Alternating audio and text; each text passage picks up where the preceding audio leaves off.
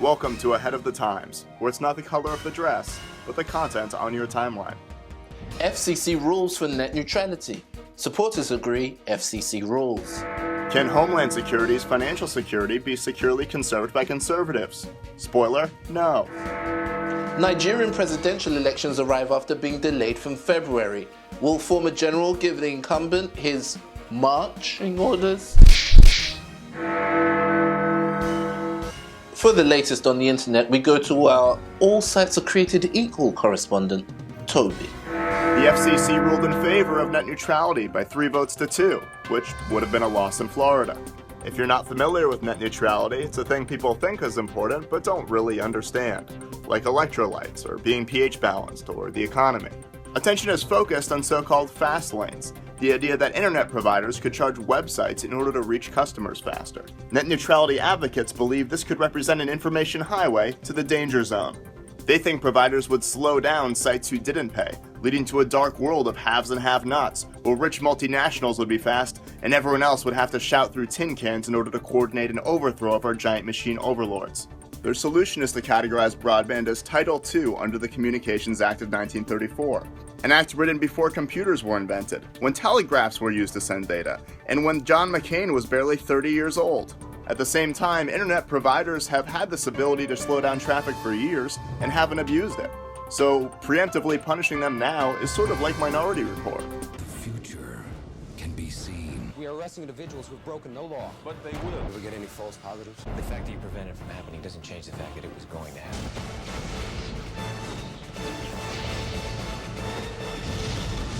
Advocates cite Netflix getting slowed down as an example, but this wasn't actually a net neutrality issue. On the internet backbone, content is delivered from places like Netflix to ISPs through content delivery networks, appropriately named content delivery networks. These companies exchange lots of traffic with each other, often without charging because they each give and take, and they're bros like that. However, Netflix began using the provider Level 3, which then attempted to dump all of Netflix's traffic, 35% of US bandwidth, on others' networks without paying any extra. It's sort of like if you and your friends agreed to split the check, and then your friend ordered steak and lobster and a case of Cristal to go. Comcast responded by throttling the traffic of all of Level 3's customers until they could reach an agreement, but not before Netflix was able to rally public support, since the public loves Orange is the New Black, who wouldn't be sad to see telecoms go to prison. By framing it as a net neutrality issue, Netflix is able to pressure Comcast into lowering its fees, even when Netflix has the power to improve things. People want Netflix to be their friend, but remember, they're just another corporation. They're like one of those friends that you like, but they only like you because you spot them $8 a month. And rumors are they're doing that with a lot of other people too. While telecoms agree in principle to some open internet standards, they're not eager to be subject to the regulations of Title II. They fear it could lead to activist lawsuits, and as technology evolves, arbitrary rules could restrict growth in unforeseen ways. I mean, technology changes all the time, but the relevant parts of the Communications Act of 1934 haven't changed since 1934. You don't know the future. One day you're laughing at this technology, then the next day it's looking at you like.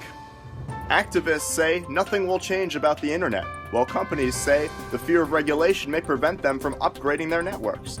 The scary part is, they could both be right. My prediction? Telecoms will pay lobbyists a lot of money to get this overturned. And if a Republican president's elected, they will.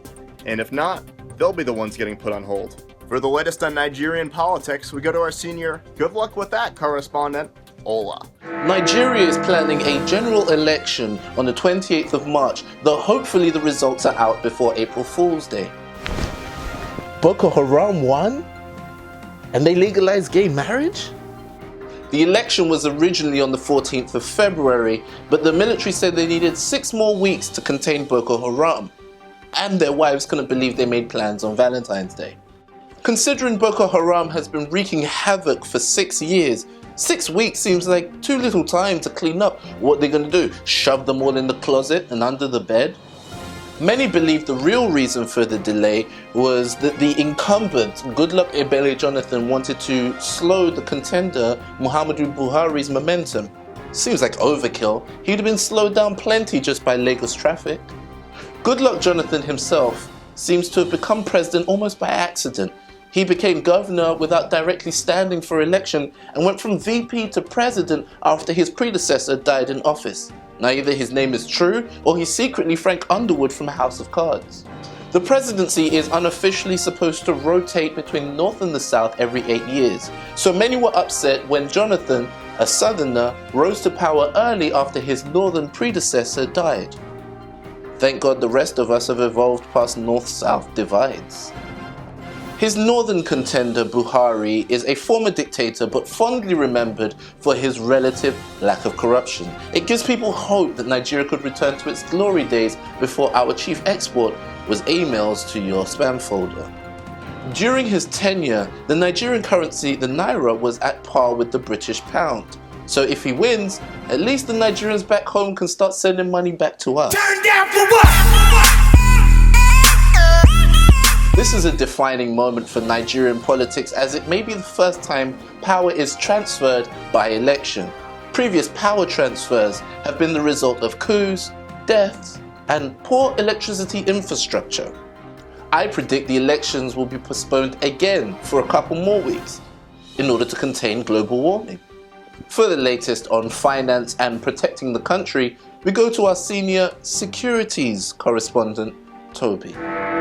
Department of Homeland Security funding hung in the balance as Washington decided who the bigger threat was, terrorists or Mexicans. The far right insisted on linking funding to repeals of Obama's executive actions on immigration. It's Newt Gingrich's first law. For every Obama action, there must be an equal and opposite Republican reaction. While moderate Republicans resisted the move, extremists are very against Mexicans, saying they don't assimilate. You know, with their love of Christianity and pickup trucks showing the logo of their favorite football team, how are they going to fit in? The argument ran down to the deadline, with the TSA nearly forced to ask flyers to remove change from their pockets, then give it to them as a donation. Even a 3-week extension of funding couldn't be agreed on, because in that time, who knows how many immigrants could take our 3-week temp jobs. A 1-week extension was needed to keep the department going. It's good to know politicians treat security as seriously as I treated my college English papers. Eventually, the amended bill was defeated, and a bill without preconditions was sent to Obama. Before signing it, he made sure to copy it to make sure it wasn't undocumented. Afterwards, moderate Republicans said harsh words for the Tea Party, saying they had no plans for actual legislation. After all, Republicans support Homeland Security. We need someone to stop those who take things hostage in order to get what they want.